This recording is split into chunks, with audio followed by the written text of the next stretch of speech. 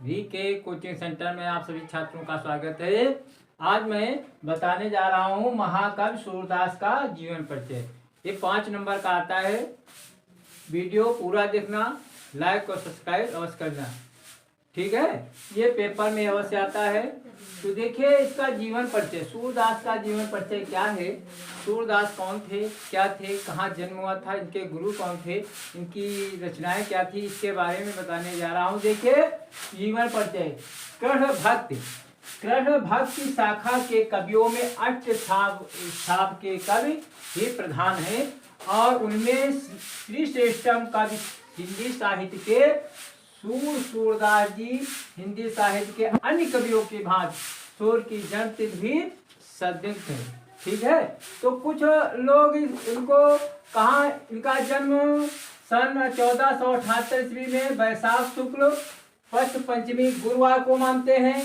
कुछ विद्वान सूर का जन्म सिही में मानते हैं, तो बहुतेरे रुनकता में मानते हैं। आईने अकबरी के आधार पर इनके पिता का नाम रामदास था।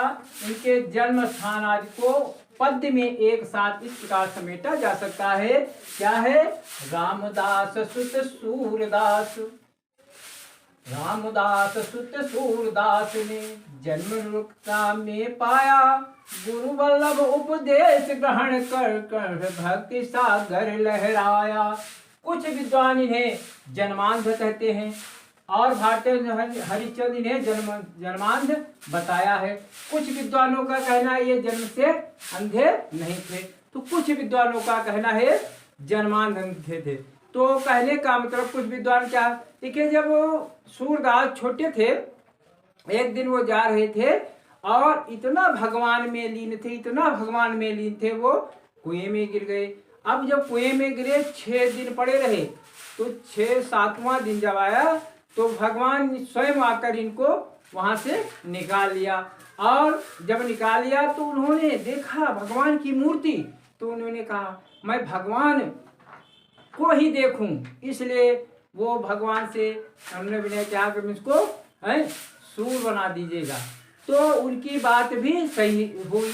कुछ विद्वानों का कहना है कि ये जन्मांध नहीं थे, लेकिन जन्मांध नहीं थे कहने का, अगर जन्म से अंधे थे तो ये इतने अच्छे अच्छे पद कैसे लिख डाले। लेकिन एक दिन क्या होता है, ये मंदिर में बैठे हैं, मंदिर में पूजा कर रहे हैं और एक सुंदर स्त्री आई और ये सुंदर स्त्री पर मुग्ध हो गए। और जब मुग्ध हो गए तो वो जब स्त्री अपने घर को जा रही है तो पीछे पीछे सूरदास उसके पीछे चल दिए। और वो इतनी सुंदर थी, इतनी सुंदर थी, उसकी सुंदरता पर ये मोहित हुए, उसके घर पहुंच गए। और जब वो घर पहुंच गए तो उसके पिता, जो उसके पति हैं, उस पत्नी के उन्होंने इन सूरदास का बड़ा आदर सत्कार किया। तो इनके अंदर ग्लानि हुई, अरे मैंने ये क्या पाप कर डाला। तो क्या हुआ, उन्होंने गर्म सलाखें की और अपनी आंखें स्वयं को फोड़ ली। कहा जब आंखें ही नहीं होंगे तो मैं किसी को देखूंगा नहीं, चाहे सुंदर स्त्री हो, चाहे बेकार स्त्री हो, काली हो या गोरी हो, कैसी भी हो, जब आंखें नहीं। तो ये कुछ विद्वानों का कहना है ये बाद में अंधे हुए, लेकिन कुछ विद्वान कहते हैं ये जब अंधे तो इतने अच्छे पद कैसे लिखे। चलो ठीक है, कुछ भी हो। तो कुछ विद्वानों का कहना है ये जन्मांध नहीं थे। तो भगवान भगवत भक्त की इच्छा से सूर अपने पिता की अनुमति प्राप्त कर यमुना के तट पर गौ घाट पर रहने लगे। गौ घाट पर रहने लगे, वहां पर इनकी भेंट महाप्रभु वल्लभाचार्य से हुई। वल्लभाचार्य के गुरु थे और उनसे जब मुलाकात होती है तो उनसे शिक्षा दीक्षा ली।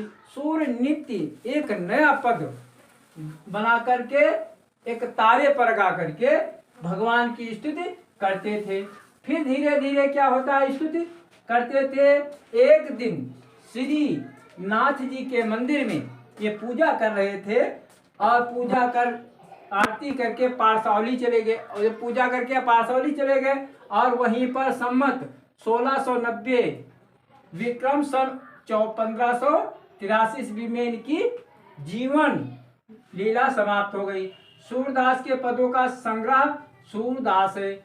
और देखिए इनकी रचनाएं, दूसरा साहित्य लहरी इनका दूसरा काव्य ग्रंथ, इनकी रचनाएं क्या है? सूर सागर, सूर सरावली, साहित्य लहरी, ये इनकी रचनाएं हैं। गोवर्धन लीला, नाग लीला, पद, ये संग्रह सूर पचीसी आदि हैं। इनकी भाषा व्रज है और छंद गे पद है। अलंकार रूपक, श्लेष, उपमा और यमक है।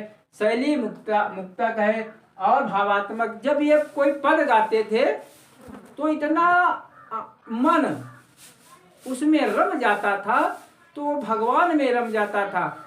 और इस प्रकार ये हम जब ये इसको लिखते हैं तो हमारा पूरा मार्क मुझे 5 नंबर का आता है। आज का वीडियो हम यहीं पर समाप्त कर रहे हैं। लाइक और सब्सक्राइब साथ में शेयर कर देना।